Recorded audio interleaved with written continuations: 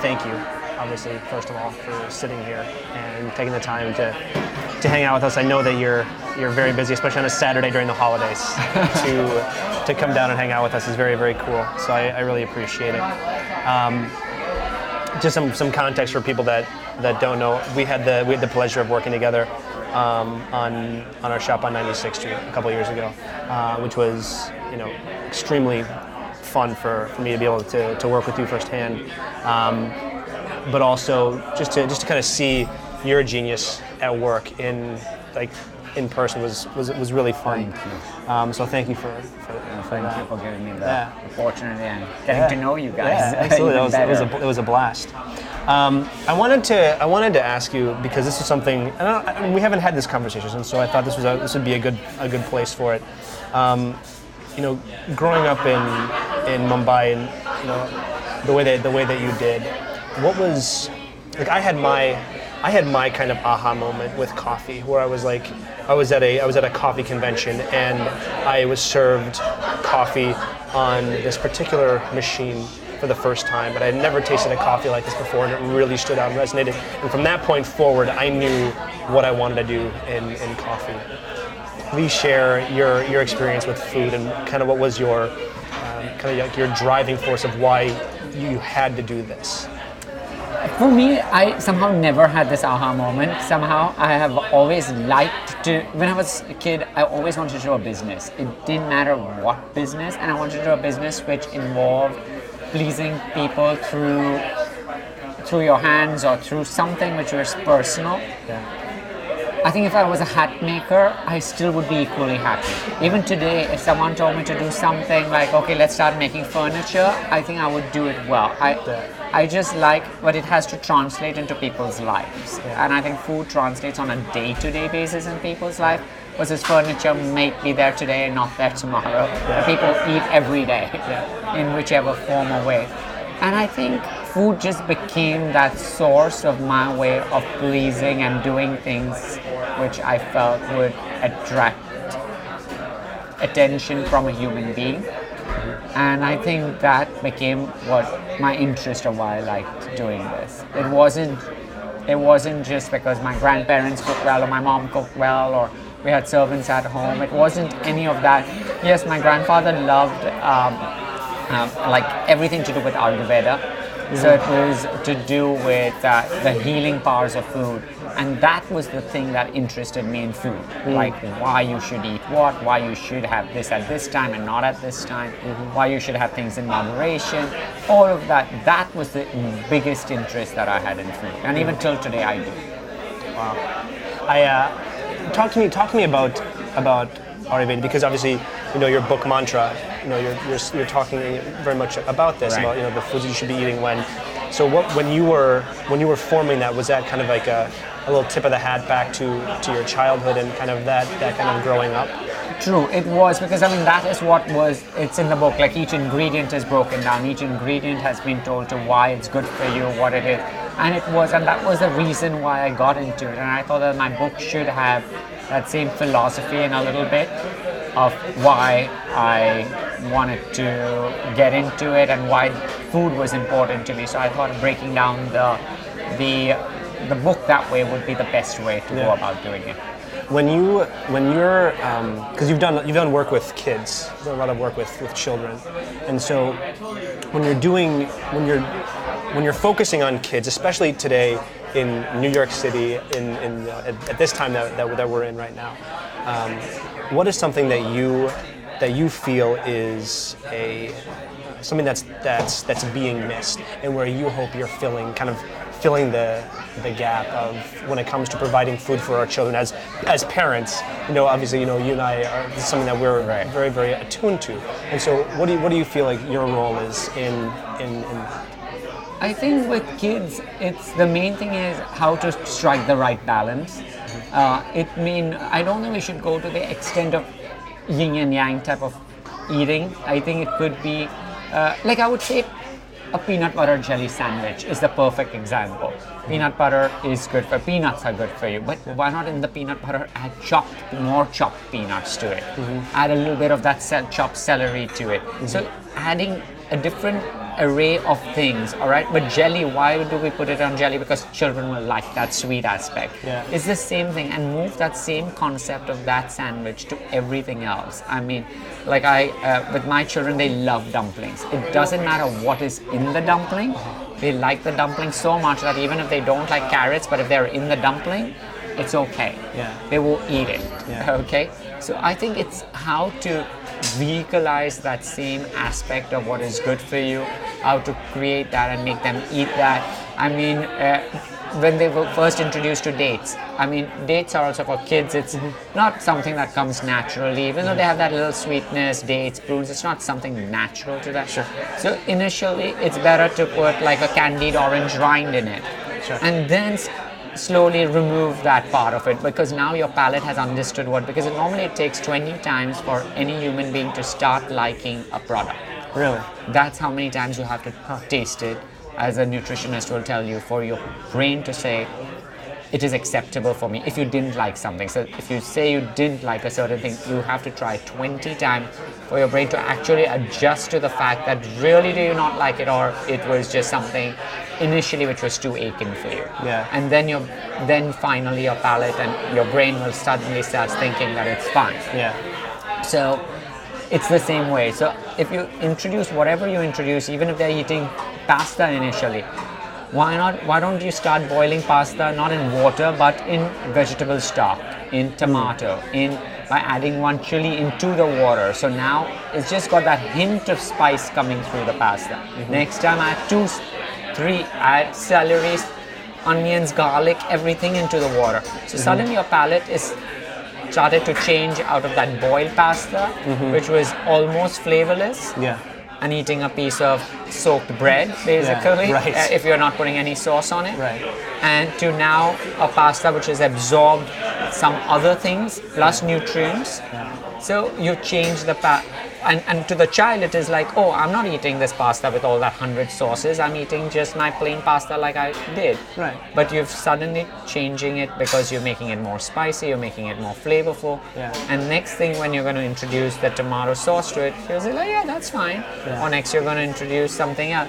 Their palate has changed. So whatever you're doing, introduce it in a very sly way, call it That's good. a natural formatted way, versus just one way of doing it, like saying like, oh, from tomorrow now you're never going to eat any chocolate. No, give it in moderate. Tell them if you finish all your food, you can have that piece of chocolate. If you're not going to finish your food, you won't get even one piece of chocolate. You know, so giving them that thing that, okay, you can have this in moderation is okay. If you've had 7 good things, then eating one bad thing is okay. I think giving them that feeling would be a good way of going about it. I love that you say that. You have to know that pasta for Ava has been a trial. Like, she, for whatever reason, I don't know, I feel like she's the only kid that doesn't want to eat pasta. And now, since you've talked about this, I'm gonna go home, because Kara and I were talking about what we're gonna make for dinner tonight. I now know what we're going to do. So thank you, sir, for doing that. That's awesome.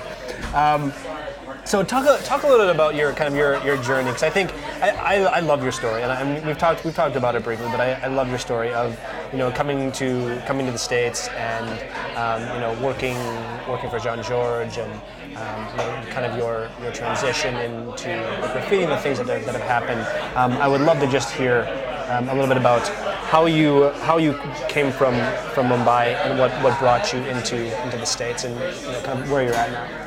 I came to go to this Culinary Institute of America, and I came 3 days prior to my schooling.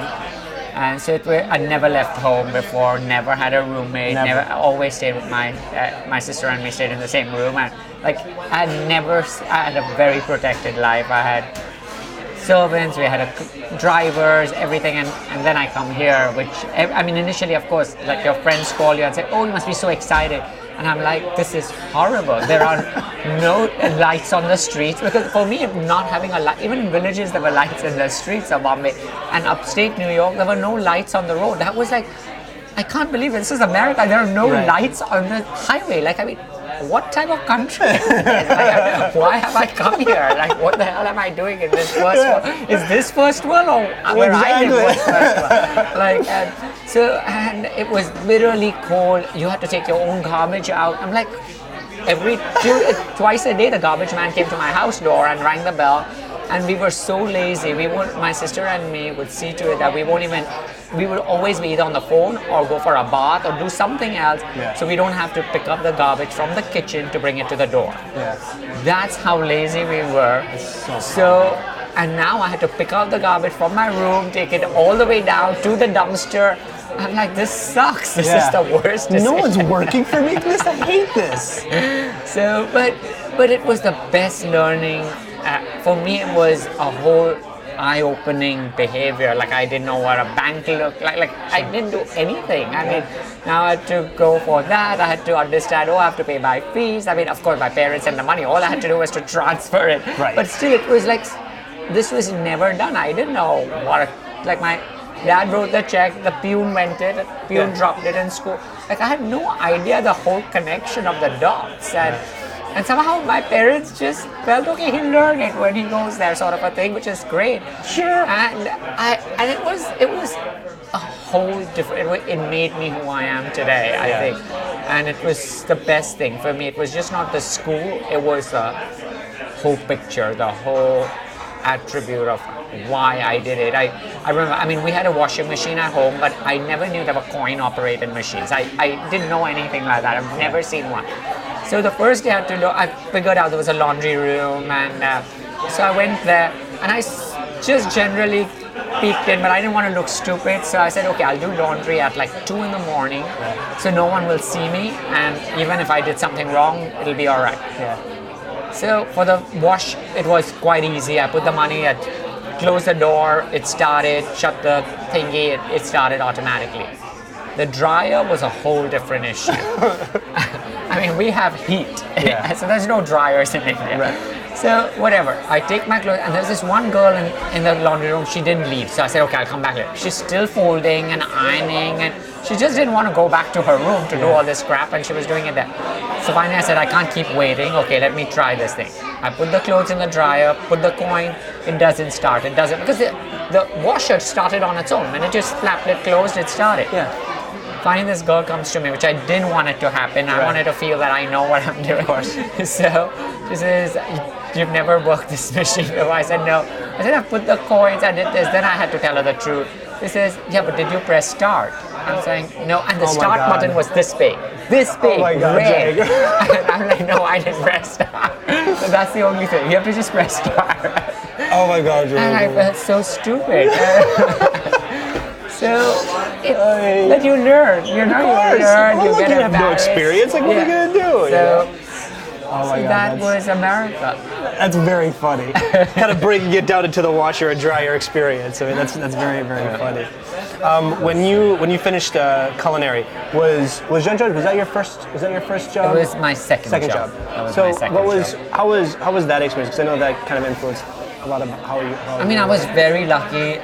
Typhoon Brewery, which was my first job, I was basically the pastry chef who was over there was going to become the pastry chef at John George. So he asked me, would you like me to, would I like to join him and go there? And I was like, of course I would. And that's how I got in. It was like I didn't interview anywhere. I just got a red entrance right away, and 3 months before it opened. So it was a very different experience to go into a place 3 months prior to its opening. So, and then staying there throughout the whole deal and getting the 4 stars and all of that. So it was an amazing experience for me. I think that's what got me my next jobs, and it was just a building stone to where I am. Really, I don't want to spend too much time, because I'm sure you're asked this quite often, but... this is coffee. Oh yeah, is that okay? Oh, I thought I had come here for tea. Oh, no. I'm so sorry. I know you like breakfast tea too. It's okay. Yeah, sorry about that. Next time, make sure Jehangir gets tea next time. Okay, Jehangir gets tea, not coffee. doing Iron Chef. Yeah.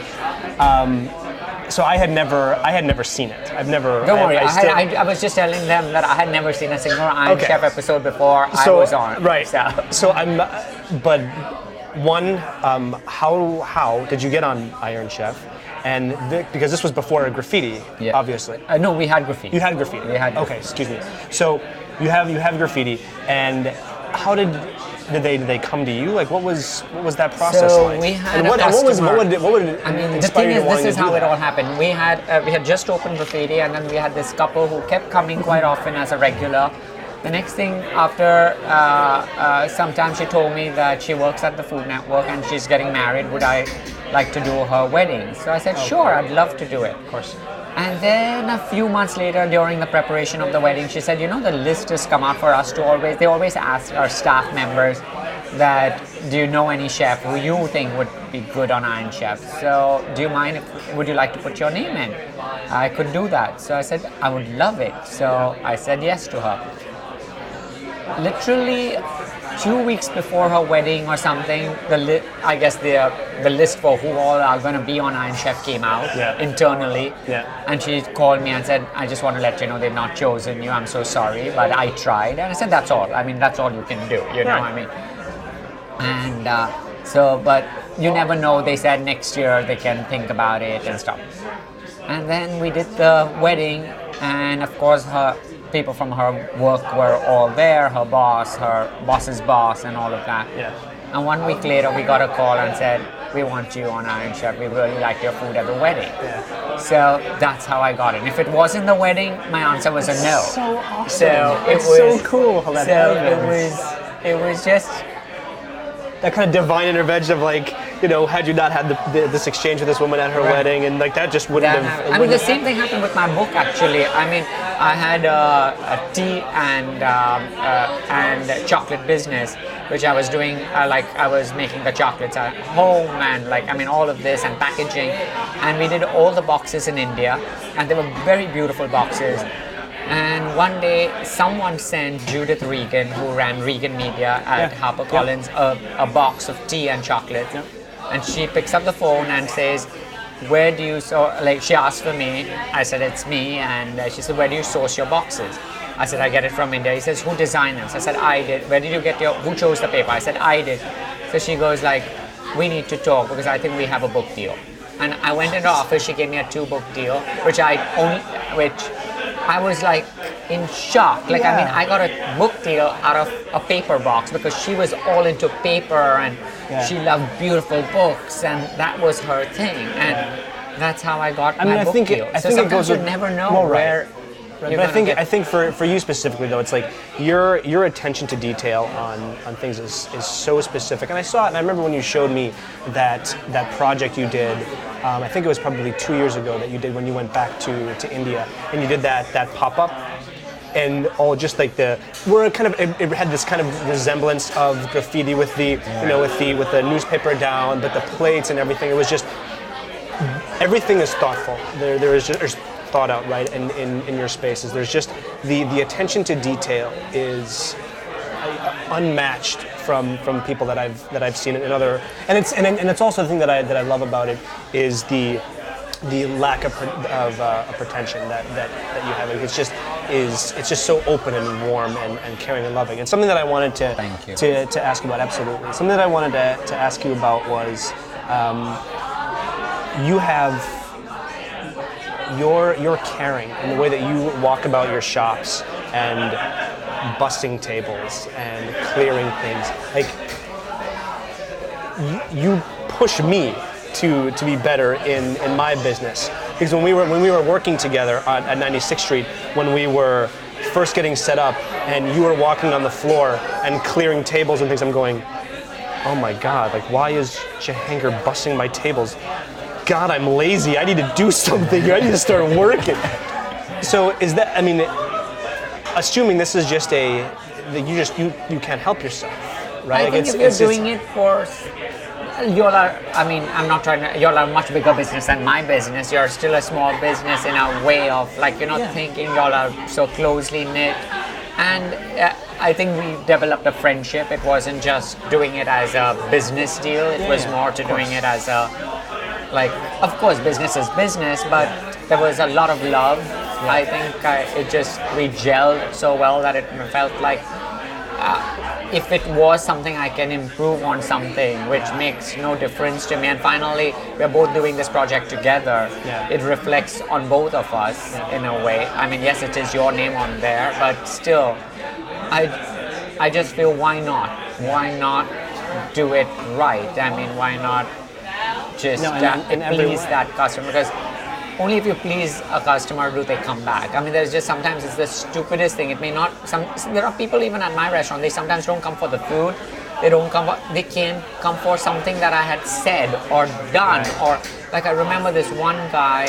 He came on his first date and he was really, really like nervous and stuff like that. And this was a good-looking guy, like a football player, American football player type build, worked on Wall Street, and he was behaving like he was 16, like he was like so hyper and he was so nervous.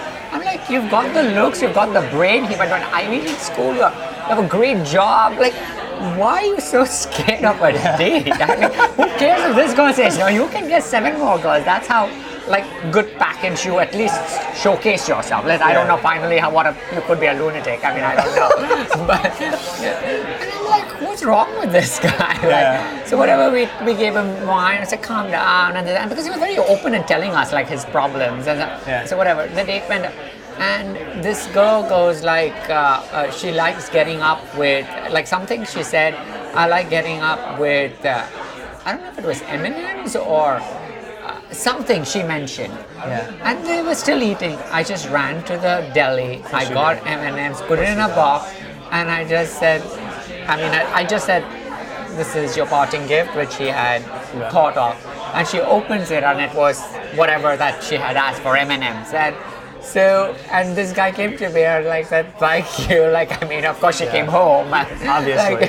So it was just, and they come back for that story. They didn't come back for the food. They didn't come back because I gave him wine to calm down. They came back for something that hit home for him, I mean, so sometimes it's very weird why and why not, or sometimes you tell when you have a table, even if you're thought of a table that, okay, I'm going to seat these people here, but then you see a person walk in and they are with parents and the mother is old and you have a table which has chairs.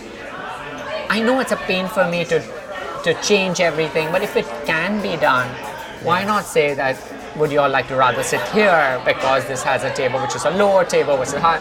If you can do something, because then that customer will remember, oh, you helped my mother out. They may not remember anything else. They'll remember that. And I'm not doing it on a purpose that, oh, that's why I'm doing it. It's just like, it's the whole package why people finally remember a spot or a space or the interaction or all of that, I think it's very important. Well, and I think that, and if you don't mind me kind of blowing up your spot with the news that you just gave me today about Zagat, is that okay? I mean, a 28 in Zagat is pretty phenomenal. Congratulations. And I think that obviously very well deserved, and I think it's because of the M&M story. I mean, that's what I'm gonna use that from now on in defining how your level of service is like. It's this M&M level of service, and I think that in our industry and food service, it is those small attentions to detail that will cement a customer forever. Like, because I'm sure that gentleman, today, like, he's probably still a customer, right? Because you never forget. You never forget an experience like that. And when Kara and I came down to Graffiti for our anniversary, I mean, it was the same thing. It was just feeling that I'm in someone's home, and that I'm being cared for as if I'm in someone's home. And that is the dining experience that I want to have, and that is what I hope that we provide in this. Even though it's not tea again, I'm sorry. I'll make sure we'll get that next time. But that's phenomenal, and I'm just congratulations to you, Jehangir. Obviously, when you talk about me and you, I would love for you to share with us about this very unique and wonderful dining experience now that you have that's actually right next to Graffiti. Please. So it's our private dining room. It seats anywhere from 2 to 14 people, like as little as 2 and as much as 14 is what we seat. And basically what it is we do menus whatever you wish to eat. It could be a memory, it could be a cuisine. So you write in a form, we send it a form to you, which is like a match.com for your palate. Whatever you write is how we cook for you. So it's something that we just want you to feel that you are here because you want to eat that, and how we can recreate that experience. Yeah. So it's all about an experiential way of eating, as well as trying to understand that it is fine for us to do something different and showcase it in the light that you may have never eaten. Even if you've written like I love Italy, but it'll be our take on Italy. Can you explain that just so that people know that, just because we haven't talked very much about your food, which I'm a huge fan of. And could you explain how you would take that? Like let's say that's what I did. Like I said, Jehangir, I'm looking for. I had this amazing. I was in Rome and I had this experience, and can you please recreate that for me? But it'll be in your way, which will be right.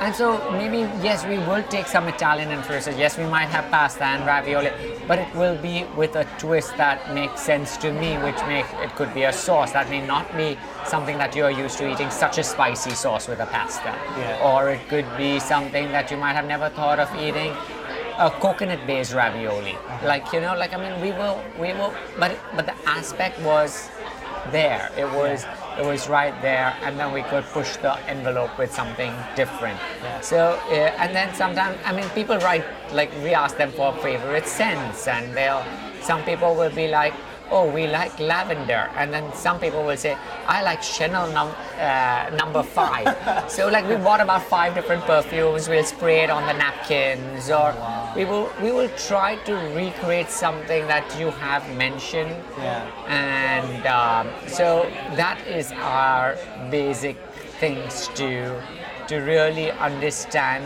that person and feel that person and work with that person and family. Sometimes it's different people have said things, and how to create all of them and make all of them happy in that 5 courses or 7 courses or whatever it might be. Yeah. So it's to do with that. So how would I sign up for that? Do I go to the website? Or it's me and you, NYC.com, or basically you can just go on Jehangir Mehta, and we answer any questions regarding that. And we do a lot of team building dinners with people.